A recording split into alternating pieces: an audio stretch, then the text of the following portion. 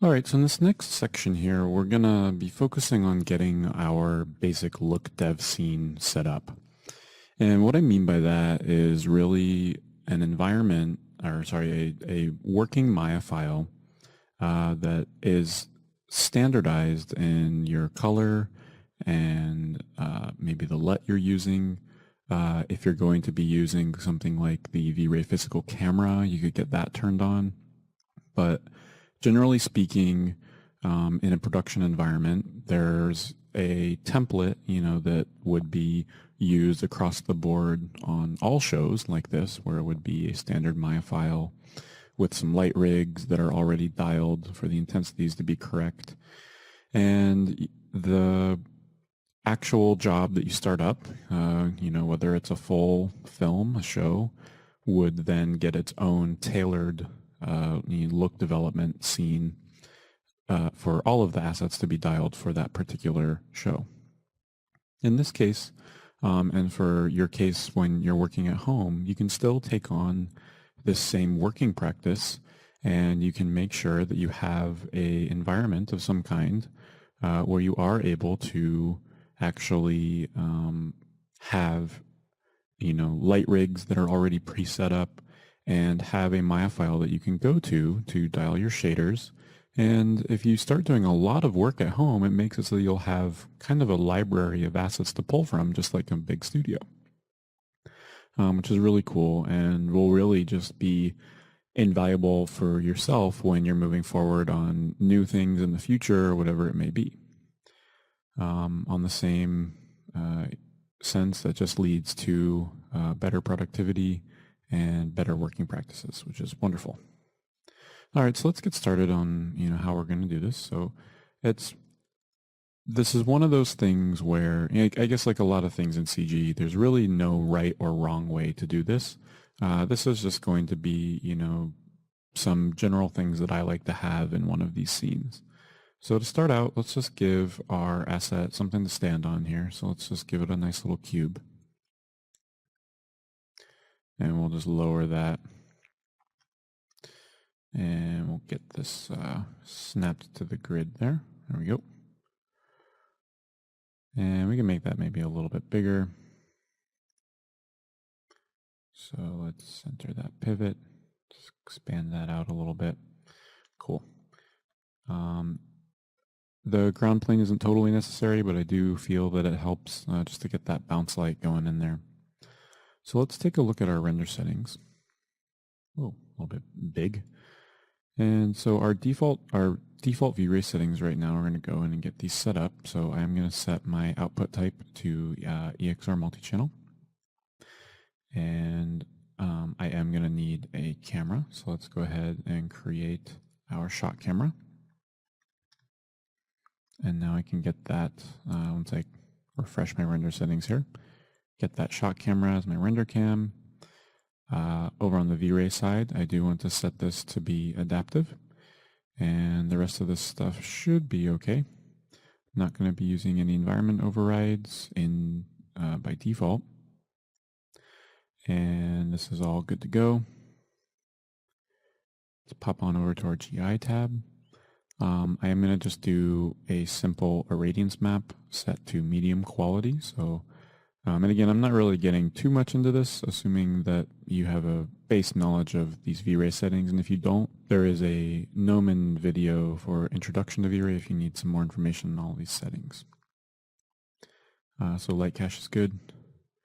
All the rest of this stuff is good. One of the nice things that's cool about V-Ray 3 is they've really done a much better job with the default settings, so they tend to just work a lot better now. So linear workflow wise, if we go to our color mapping advanced, I am going to be leaving linear workflow checkbox off, and I'm going to be controlling the conversion on my shaders and textures as they go into a shader or when I bring in a file texture. That's definitely the way to have the most control in your scene, even if the linear workflow checkbox is a little bit easier. But I do usually prefer to do whatever is right for the situation. In this case, I do feel it's going to be easier on myself to go in and just make sure everything is set up manually. So let's go ahead and get our camera positioned here. There we go. It's looking kind of nice. And I'm going to go ahead and let's get a better focal length here, maybe like a 50. And we'll set our film gate to be full aperture. So something in there could be kind of cool. And let's also double check so our transforms are frozen. I probably want to get some sort of way to rotate this guy around. And so the best thing to do is create a locator. And we'll just do 24 frames. Sounds pretty good. We will go ahead and set a keyframe on this rotate Y. And then we will go to frame 25. And we'll set that one to 360. And I'm going to open up my animation editor, graph editor, and I didn't set that keyframe yet. There we go. And I just want to make sure that my tangents on this curve are linear, like that.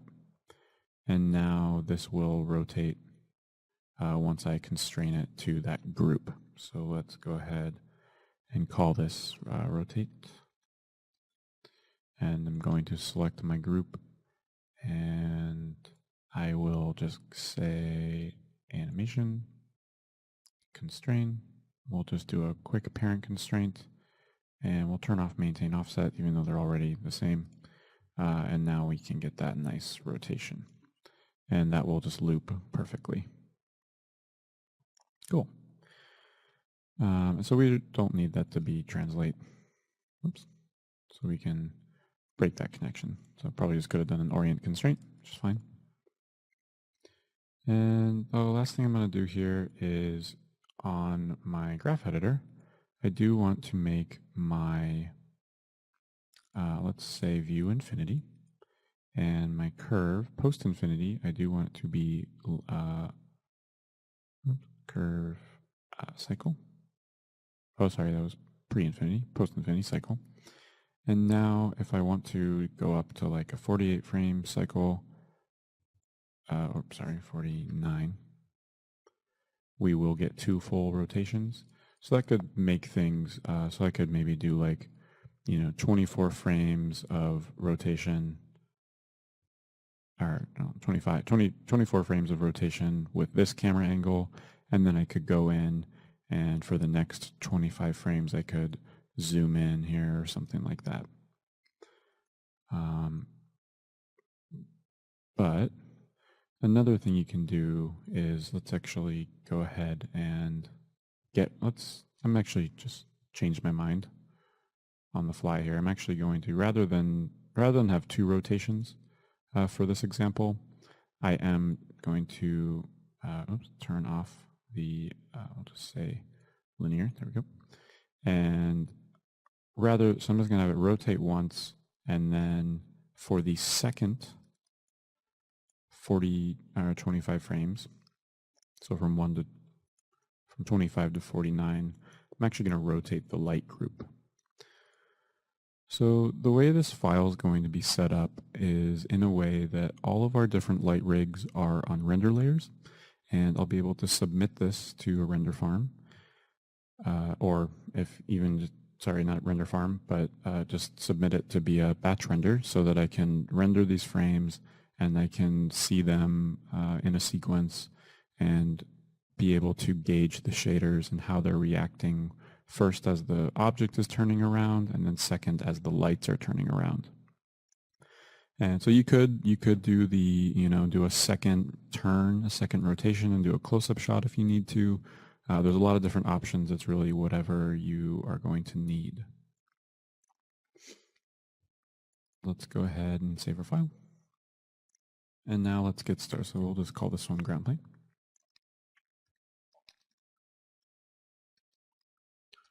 There we go. Just getting everything nice and organized here. So we've got our geometry, our camera, and then our lights. All right, so let's go ahead and turn on V-Ray Dome Light, and we'll get started on our very first light rig here. So you can see I have shaders assigned from the prep file, and in one of them I actually did already go in and turn on a glass shader right there. And right now I have the sRGB correction turned on my viewer, and I actually don't just want to use sRGB. I want to do a little bit of tone mapping, and I'll show you why. So let's actually go ahead and use our first, let's set this to dome spherical, and we'll load up our first HDRI. So I'm going to load up a file texture, and there we go.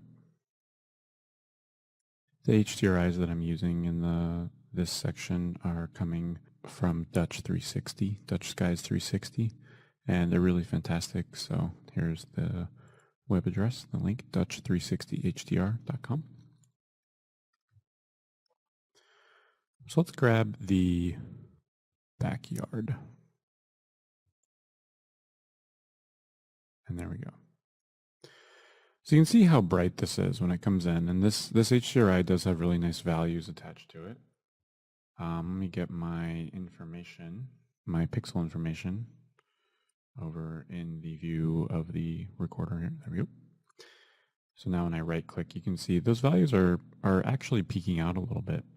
And once I start going in and setting up some base shaders, some of those values may go even higher than that. So for example, let's set up a metal shader for the bird body. So I'll set that diffuse pretty dark. And I'm going to set the Fresnel on this up to maybe, we'll just say like 5. Reflection color white. And let's adjust that glossiness down. And there we go. And so you can see this whole area right here, we're getting values that are up around 2, 1.6, 1.7. And so the idea of a tone map is just going to go in and adjust that the colors in this so that it kind of rolls off the highlights and adds a subtle dip in the contrast. So a quick shout out to Andy Jones here. He was the person who really taught me all about this stuff and showed how important it was in production workflows. All the studios I had worked at previously, they were kind of, the color process was very automated, and I was able to really see how it's put into place at the company PsyOps that I was working for.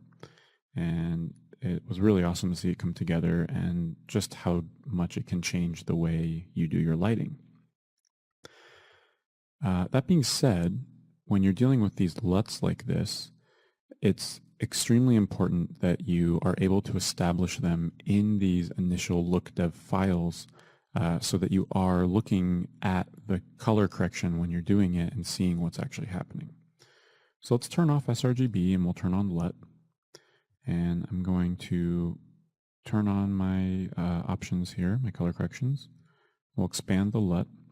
You can see I do want to have this checkbox on, convert to log space, and we'll load it up. And I've got a 1dlut.cube, and I am going to include that in the file.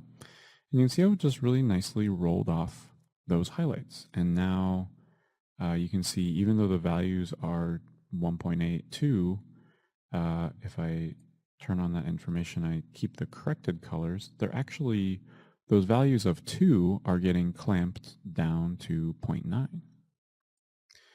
And you can see some of the midtones are actually getting darkened a little down in here. And overall, it's looking pretty cool. So you can see it's kind of washed out in general. And the LUT's able to go in and crunch down some of the shadows and then roll off some of the highlights, which is exactly what I'm looking for. So great. So now that, and we're really going to be using this 100% of the time.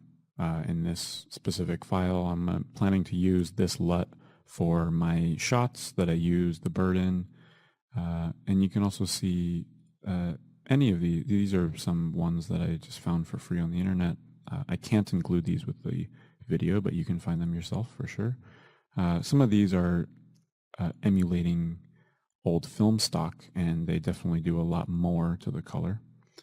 So you can see what those are doing. Let's load this guy up. Let's see, maybe this guy. So that one's really intense, really kind of tones it down. And so you can see, if I knew I was using that one, I would want to be very aware of how much I was going to be darkening it down. And just as an example here, I want to make it very clear that when you're using this, if this was what you were going to be using, which I probably don't recommend, but what we want to do is not adjust the brightness of the shaders, but when we're doing this very preliminary testing, I actually want to adjust the brightness of the lights so that the lighting looks good with my very default scene that I have currently set up. So, bumping that up to a value of 3 has let this turn out a little bit nicer. But anyways, I do want to get back to that LUT that I had that we're going to be including in the video, which is just this 1D LUT. And now you can see the beauty of this is that even right now, if I turn on corrected colors, these highlights are still getting rolled off properly and getting remapped so that they're not going way above 1 in our viewer here. So again, these HDRIs are tuned pretty nicely, so they actually are working pretty well. And so if I just kind of rotate around here, you can see in some of these really bright areas of the bird, if I turn off that corrected colors again, we've got values of 3 and 4, and all of those are still falling within a range and feeling kind of nice. So what that does is it opens us up to having brighter intensities of lights, which leads to brighter intensities of bounce light in the GI and that kind of thing. And it just looks way nicer. If I bounce back over to sRGB, even if I dialed this down to an acceptable level, you can see how incredibly burnt that highlight is to get this ground plane feeling about the same as where it was before. Same with the gray over here. These values are really pretty intense. I've got a 1.1 in the blue and it's really clipping out. So I would have to keep lowering that intensity of that light until it got a little bit more under control. So see now, even at 0.5, we're starting to find probably like 0.4, something like that. And even at 0.4, to get all this gray under control, I've still got this really pretty crazy highlight on the metal.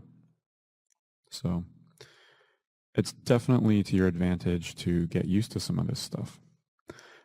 And depending, again, on when you're watching this, it may have already been massively integrated into Maya, but they've definitely already started. So let me show you really quick. If you go to your settings and preferences, and you go to your, let me bring this over here.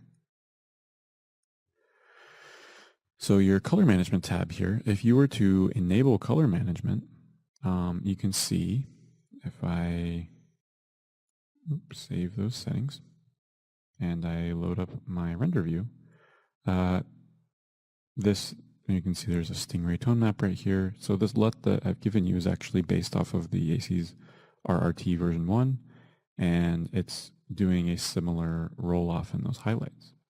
So they are already introducing that stuff into Maya, and so that's why it's incredibly important to, and this is all coming from, if you just turn on these default settings, they'll actually work pretty well. And just as an example, these color tools are coming from the, it's already very widespread in the industry as a whole, and so now it's starting to come to the off-the-shelf tools. So if I go ahead and say you turn off use V-Ray frame buffer, and I'm going to set my okay, so let's just do a quick render here. And so you can see this is our render coming in. And so this is sRGB and it's pretty burnt out. and then when I set that to ACES, RRT, that we get a very, very similar look to where we were at in the V-Ray frame buffer with that other LUT.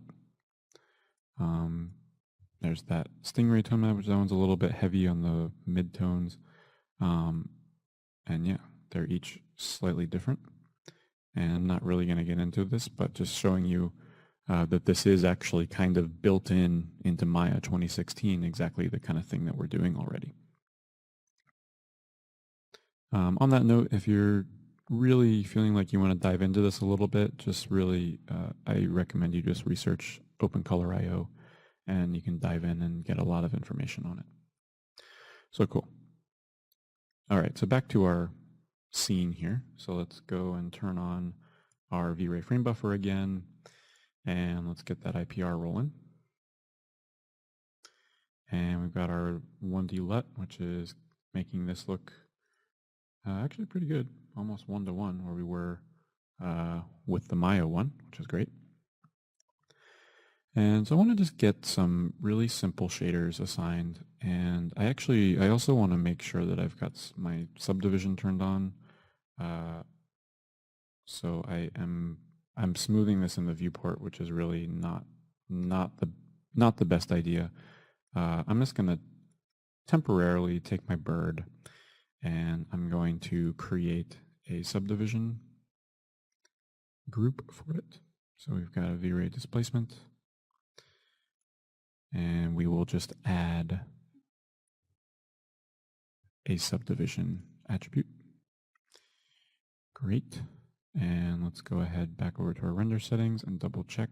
And this is, I actually got this asset modeled a long time ago, so these are some legacy settings that inherited, I believe. So we'll set that to 3. And now when I want to make sure my RT is taking subdivision as well, and hopefully this will look a little bit nicer. Much, much better. Cool, so we're rocking and rolling. So we'll call this, one of our environments. This outdoor environment is pretty cool. And so I'm just going to call this backyard dome. And right now I'm just going to hide that. And I'm going to create another dome light. The reason I hid it is I'm not really ready to create my render layers quite yet. I want to kind of mess around with these a little bit more.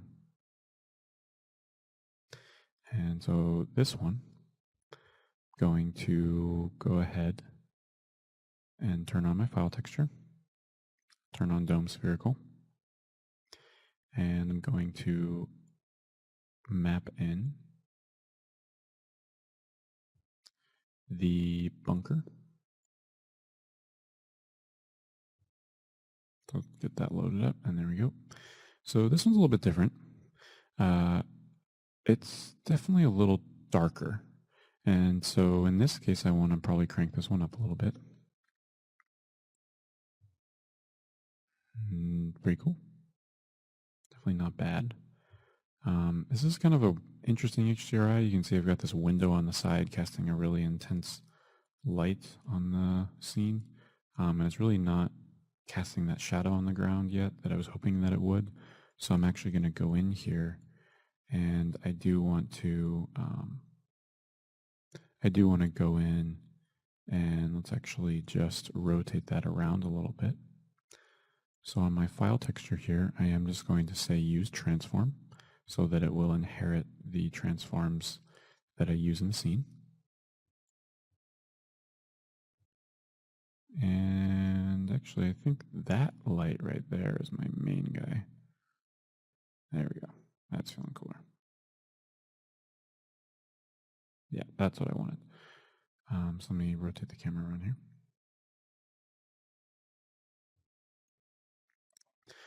So you can see now we're getting the shadow on the ground. We're still getting that intense light on the side of him.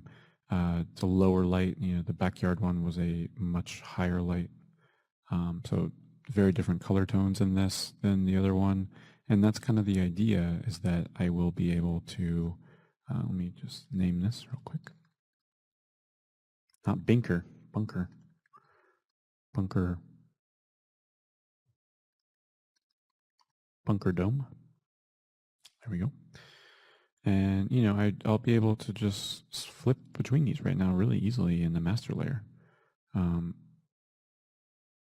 And doing this, I really want to make sure that my intensities of my lights are correct. And so that brings up another tool that I'm going to create here that I'm kind of missing. And you guys may have seen this in making of, on films and that kind of thing. But there's always a gray ball and a white ball and a chrome ball. And those spheres in your scene are actually very helpful with dialing the intensities of your lights. So what I mean is right now, for one, this is not 50% gray. This is actually the, sRGB 2.2 gammaed up 50% gray. And I'm feeling like this is a little too bright right now. And because I don't have those spheres to help gauge that, I'm unsure of the intensities of the light. So I'm going to go ahead and create these scenes, or these just a couple spheres here. And I'm going to assign a V-Ray material. And so see right here, this is currently getting corrected up because I'm not using linear workflow checkbox. I actually have to gamma this down. So I am just going to go ahead and place a gamma correct texture. And then I can set this to 0.5. And now that I see that's actually a true 50% gray, the lighting actually feels pretty normal to me. And I'm going to leave it as it is. So I can also create a white sphere.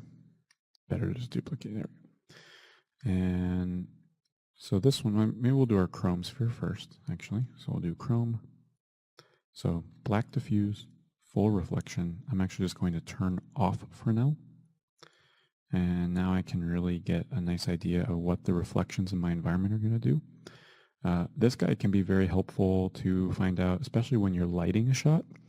You may have a very unfortunate reflection that you may not notice in your objects, and having a nice chrome ball in your scene will help you see that. In this case, it's helping me realize what's happening up above and where some of that light is coming from, which is helpful to visualize, there is in fact that big hot spot up in the sky that's casting the light down on him. So those two are really the most important ones. Depending, how you're feeling, you can do a version of your chrome ball as well. So again, black, white, turn off your Fresnel. You can give this one a bit of reflection glossiness just so that there's some softness in it. And so again, that can give you a little bit of a preview to what those highlights are going to do when they're really soft metals. And lastly, you can do a solid white sphere. And having that solid white sphere is a really good indicator, again, of making sure that your light intensity is not overly bright and that you really have that contrast established. You can see now when I'm looking at this that I have a really nice white sphere and my 50% gray sphere next to it. The two of them are very nicely balanced out. So just having these in your scene will be very helpful.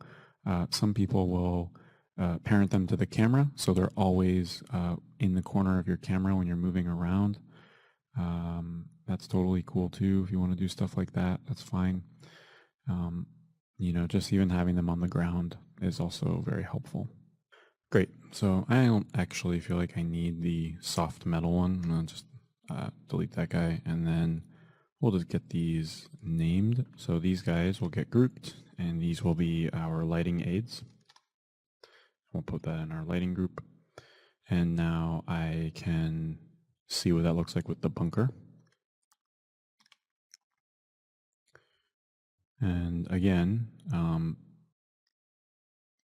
This is a very unique lighting environment and potentially would need to get dialed up a little bit, but overall it's feeling okay. It's kind of good, not great at the moment.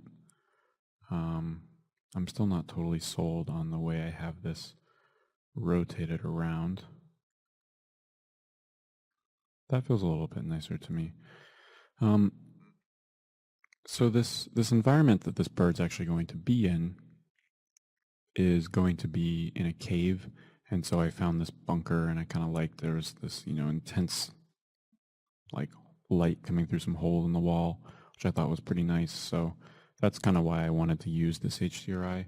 If you're ever feeling like it's kind of weird, like right now, I'm kind of feeling like it's a little bit weird. You don't have to use it. You might want to just find a new one, but we can probably make it work. So let's maybe just rotate that down. Oh, so see, there's no light on that side.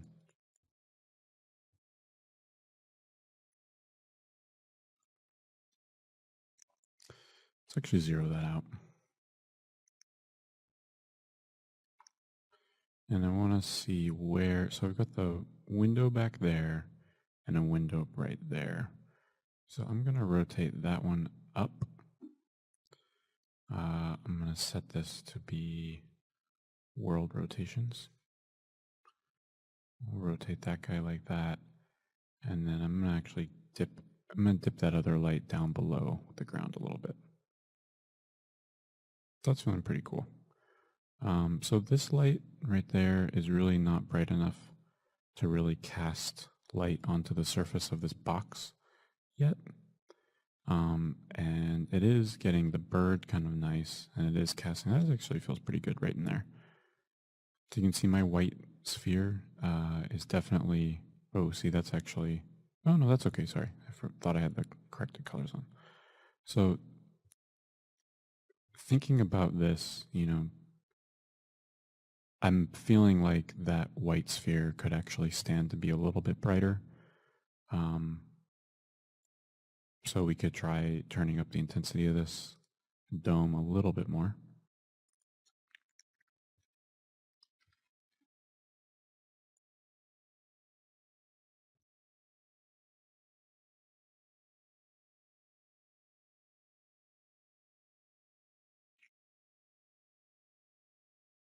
And I want to rotate that light around, so that's kind of nasty. There we go. So just don't want it to be really heavily front lit. I kind of want it to be pretty intensely side lit. And so if this is, the angle that I'm going to be working from in this scene here, I do want to make sure that I'm got it where I want it. So let's look at our perspective again. So there's now that light there too. So we can tip that one under the ground a little bit. And see, I may need to just paint this HDRI a little bit until I can get something I'm happy with.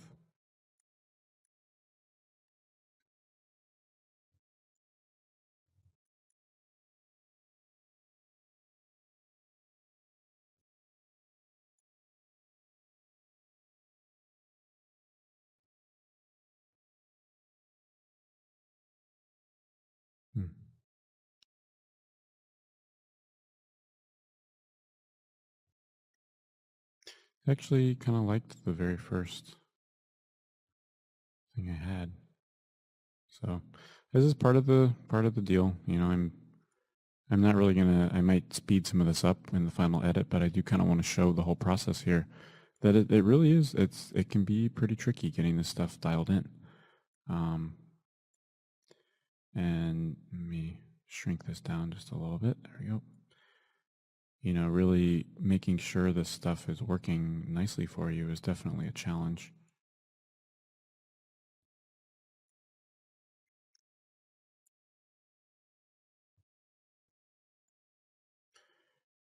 So see, I may actually just choose to not even use this HDRI because it's really having all three lights in it is making it difficult to not get that front lit feeling. So we'll have to see what I can do with it. So for now, we'll leave it in there. I feel sort of okay with the intensity of the light, and I can revisit that one later. So I'll just make a note in the name here. Needs adjust. Sometimes it's easier too when you're working on stuff like this to just take a break from it and reevaluate when you get to it at a later date. So I'm going to duplicate backyard dome. And our last one here, I think we've got, is going to be our, so let's connect a file texture.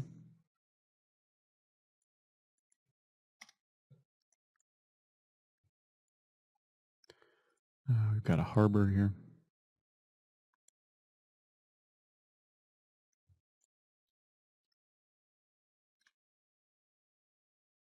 And there we go. So this is kind of a nice magic hour outdoor at the docks kind of thing. And you can see it's a pretty soft light.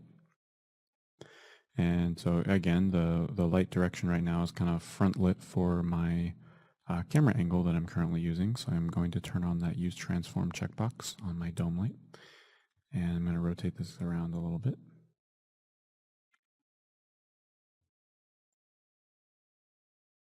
So that's feeling kind of nice. And I'm going to go in here and turn up the intensity. Because again, remember, this is my white sphere. This is my gray ball. The 50% gray is feeling pretty dark right now. Do you want to name this as well?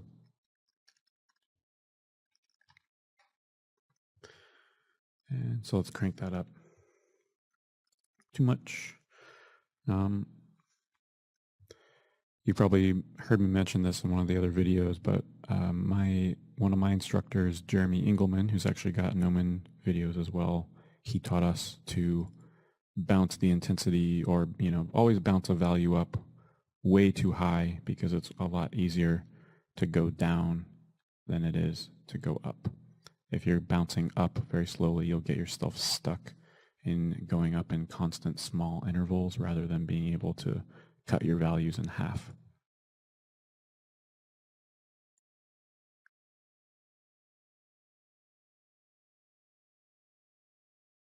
So I'm just, playing with rotating this around. It's kind of nice to see the light roll across the surface of the model too, just so I know what I'm really getting myself into.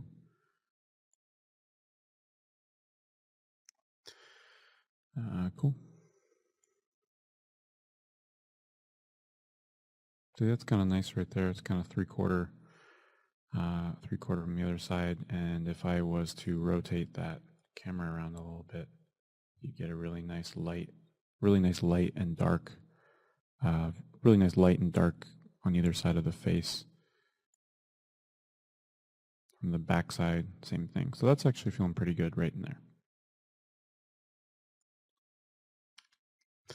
All right. So last but not least here, I want to get a studio light set up. And the studio lights are really there to just have a kind of neutral, I always love seeing my assets in really simple studio light setups. And, they tend to be very softly lit. You could also do them with a very hard key light. You have a lot of options to really get in there and, do whatever you need to do. So I'm going to do one studio light setup, and then I'm also just going to use a simple V-Ray Sun and Sky to have a really nice hard light source as well. And, this is feeling a little overkill, so I may want to trim down my total number of environments when I'm really doing it, but it can be really nice to see all of these different environments in your asset. So anyways, I guess we'll start easy. We'll go ahead and just do the V-Ray Sun and Sky first. Actually, I lied. We're going to do that last because I'm going to want to set up these on overrides so that they're really only turned on in single layers.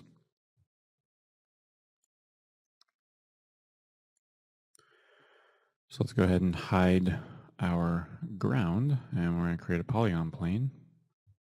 And I'm actually working on my shot cam, which is never good. In my polygon plane, I do want to grab those edges and get this pulled up. So that'll be the side of my cyc. And we'll just get that lined up. And then we'll just go ahead and insert a couple edge loops.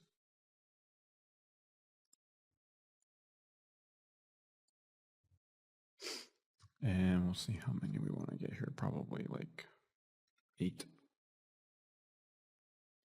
Cool. And maybe we'll just grab that. Cool. So the idea here is that we get a really nice tight curve there across the bottom.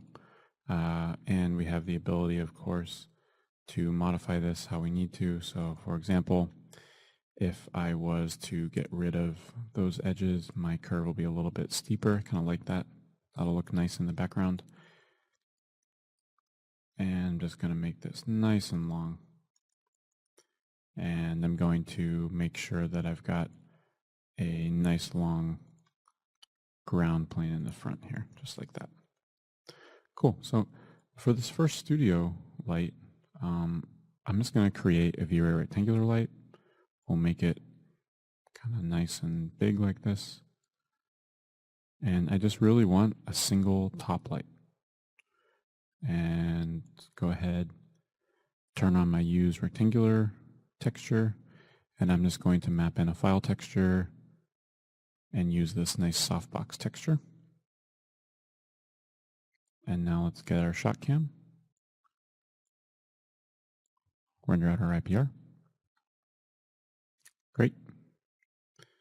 So definitely a little intense, but the shadow's nice and soft, very neutral. There's a little bit of a cooler tinge to that light, which I kind of like.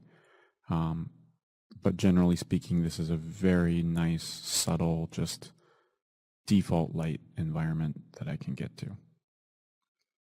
Let's dial it down just a little bit, maybe 20. That feels better. Again, looking at my white ball and my gray ball, it's feeling pretty cool. And so if I wanted to, I could create some nice pillars on either side. So this is my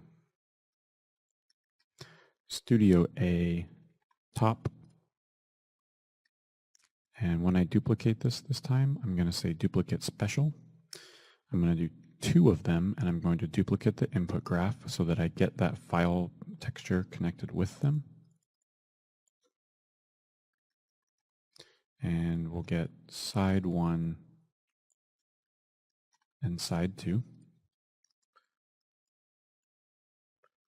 And we'll get these set up. And there we go. So see, those reflections are pretty ugly. I'm actually going to even this out a little bit. I was being lazy, but definitely want to make sure it's in tip-top shape. So now we're getting that really nice look in the reflections there. And now we'll just duplicate special, and we'll just do 1 copy. And this guy we will bring over here.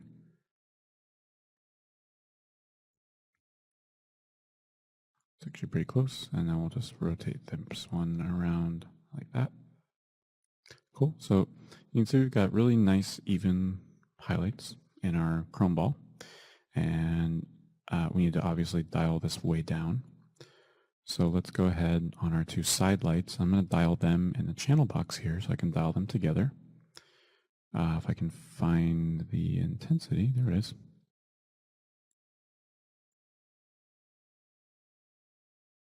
Oops, that's off. I want to bring that, I'll try 5. Cool.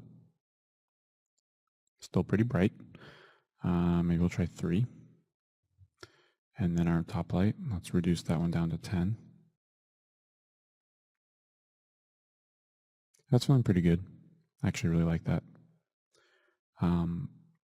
And now you could do a little more creative stuff with this if you want to. Maybe on our top light, we leave it as is. And then side 1, we can turn on multiply by light color, and we can say temperature. This one could be a little bit warm. And this guy over here, we can say temperature. It's going to be a little cool.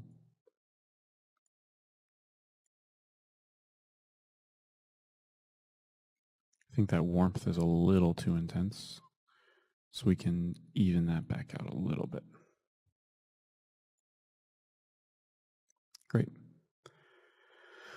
So again, very soft, very, very just neutral almost. And if you really wanted this to be truly neutral, you could use all white lights, even though that's really not physically accurate by any means. You could get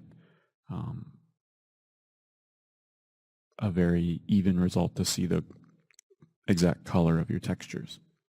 But to me, it's definitely debatable if that's worth it or not, purely because you are never going to be seeing it under those light conditions, but it can definitely be helpful. And I actually have had clients in the past request that they be able to see everything in more neutral lighting like this.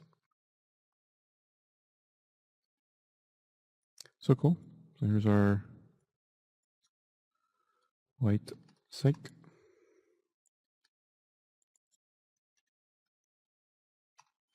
And we'll put that in our set group. This is the Studio A group.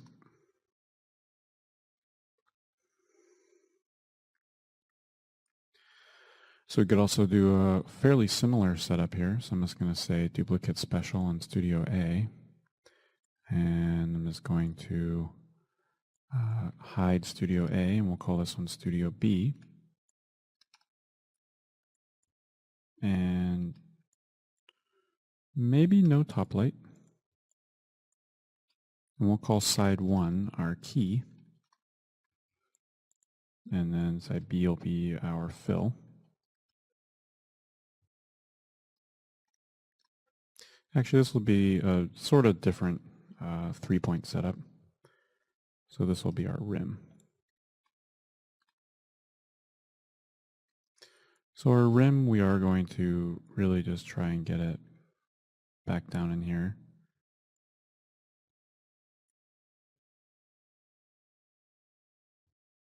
So I'm getting some nasty artifacts on that. So probably want to push my white cyc back a little bit. There we go. I'd have to light that cyc so that we reduce that shadow. Maybe we can pull this back a little bit. Up. Cool. Maybe we can also rotate this, and I can say toggle target.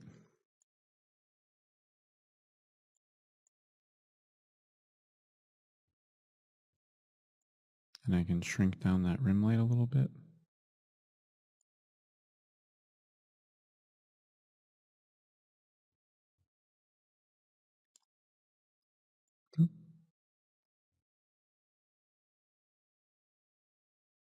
And I'm going to turn off my other 2 lights so I can really just see only what the rim is doing. There we go. That's pretty cool. Kind of a nice touch. Maybe I could lower that a little bit more.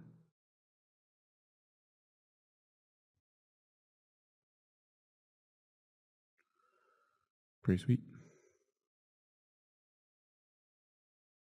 So it's subtle, but it's in there. And my key light,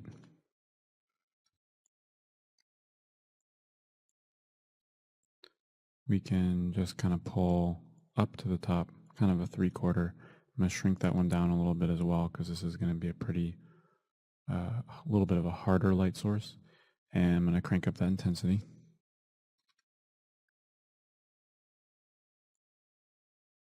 So again, thinking about dialing too high so I can tone it back easier. Cool. And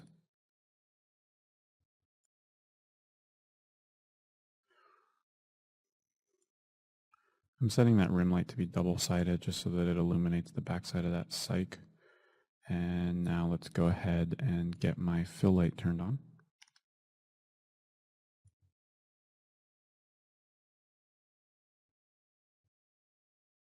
And that didn't update, so I'm going to save and hope nothing terrible happens. Oh, there it is. Cool, and I can make this even a little bit bigger if I want to. Just experimenting here.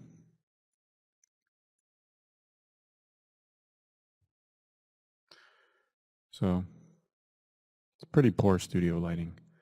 The cyc really needs to get lit better. I actually don't think that the rim is doing anything for me except creating some shadow artifacts back here.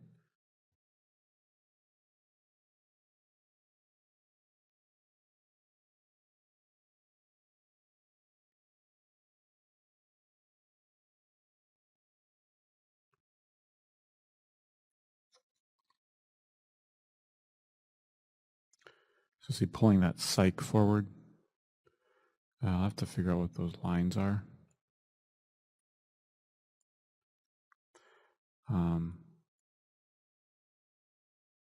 But generally speaking, it's able to, because the cyc is pulled forward, it's catching better light. Maybe we can find a middle point here.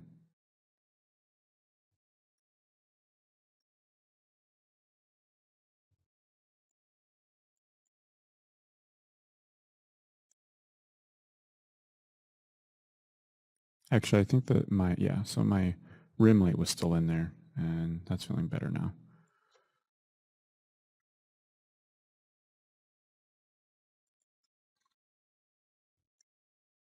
Cool. So now I have some freedom to increase the intensities a little bit until that cyc is nice and lit up. And actually, to be honest, it needs a shader on it.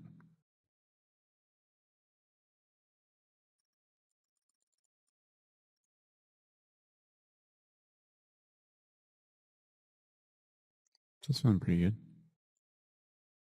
So that's a much harder, light. That's a little bit more dramatic.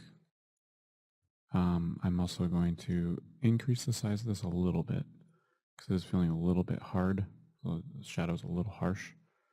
And now we can readjust my intensity. There we go.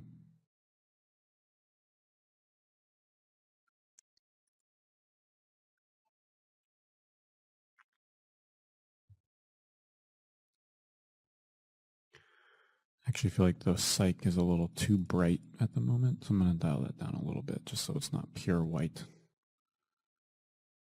That's a little bit nicer. And then I'm going to dial down the intensity of my key light a little bit more as well. Cool. Something around in there is feeling pretty good. And so again, it's got a lot of drama to it.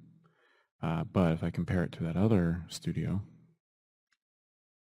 which this one needs to get potentially a little bit dialed in again because I increased the brightness of that, increased the brightness of my shader on the ground. So let's go ahead and get this adjusted. So let's dial both of those guys down to 2. And maybe even dial the top light down to 5.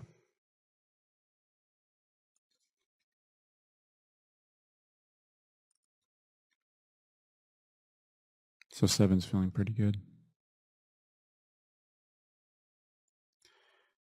And I kind of like this one to just be really totally neutral. So I am going to turn off that multiply by color on everything. So it's just really the very neutral color that's coming through on that texture that I've got.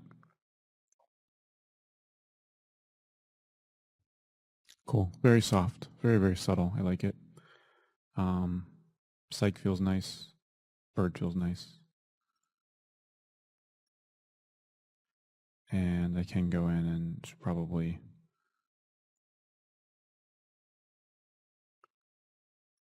it looks like my cyc is not even smoothing. So I do want to do a V-Ray displacement and add that subdivision to it.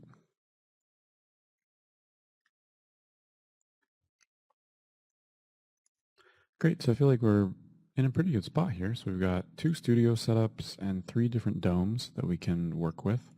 And then let's get our render layers set up. I'm going to unhide everything right now. And what I want to do is just grab, actually, I guess we'll keep it hidden except for one on the master layer.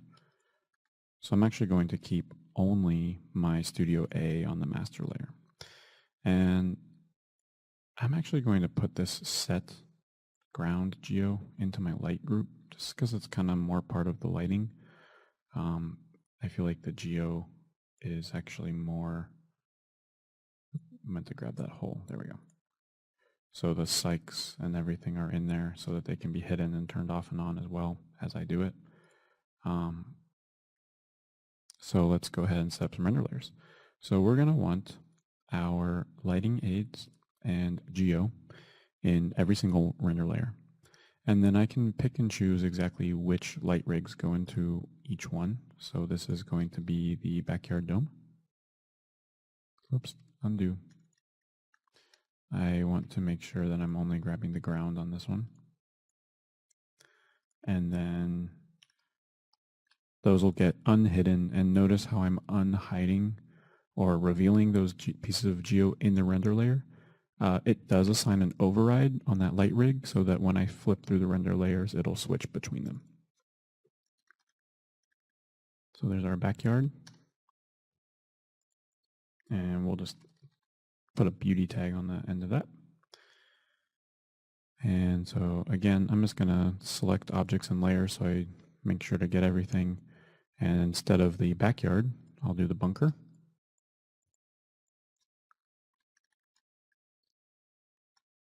We'll get this guy, and again, I can see I need to adjust that.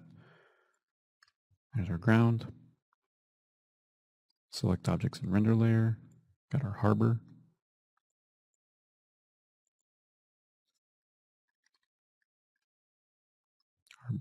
Harbor beauty.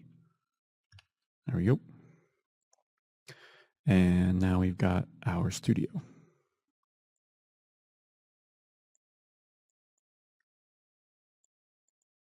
So this is Studio A, which is ready to go because that's the one that's revealed. And then we've got Studio B. I just made that other layer on accident.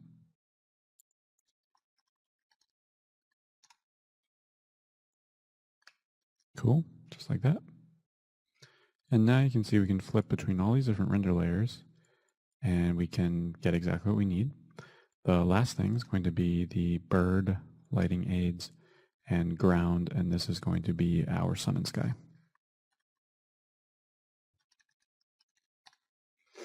So to set this one up, I'm going to go in my render settings, create the sun, create the sky, and I want to make sure that my sun has an override set to enabled, and my environment mapping that all just got created has an override turning it on. But on my master layer, I'm going to turn it off, and my sun, I'm going to just have disabled, just like that. So now that stuff really won't be doing anything on any other render layer except for this one here. And now we can get the intensity of this setup.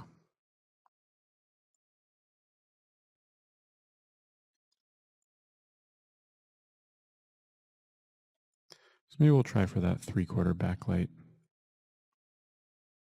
Something around in there. And this is going to be crazy bright in the beginning, and we'll get it dialed down. Because remember, the V-Ray Sun and Sky is really intended to be used with our V-Ray physical camera.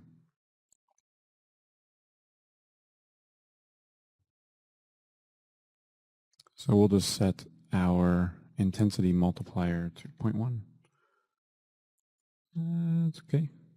It's a little intense. That might even be a little dull.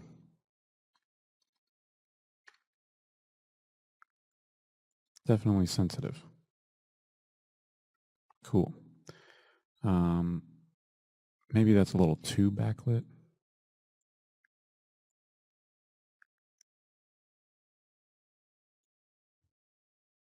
That's a little too magic hour-y. Right around in there is pretty good. And again, maybe this one, I kind of have that other studio lights that are really intense on that other angle, so maybe this one will bring up, there we go. Something, maybe we'll just have it front 3/4 lit from the side there. Sweet, we'll bring it a little further around. So it's a lot of just tweaking, I'm sure you're really catching on already. Shadows maybe a little hard. We'll make our size multiplier 2 just to soften that out a little bit. And great. So, knowing what your asset looks like in that kind of default V-Ray sun and sky is also, to me, pretty helpful. I use the V-Ray sun and sky quite a bit, so it's pretty cool to just be able to make sure everything's looking okay.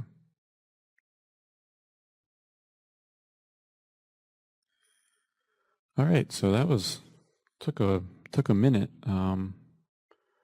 but what you'll notice is that we've really created a scene file that we can import other assets into, and I could drop them into the geo group because I have my rotation attached to the geo group, and everything is, if I was to import a new asset and just drop it in the geo group, everything would come through okay. And so this can be, referenced into a file if you want. You'll get the render layers and everything, or you can just import it in so you get everything. But yeah, got a really nice setup here. And now we can create some base shaders and just start figuring out some sort of cohesive color palette on our bird. And we will move forward.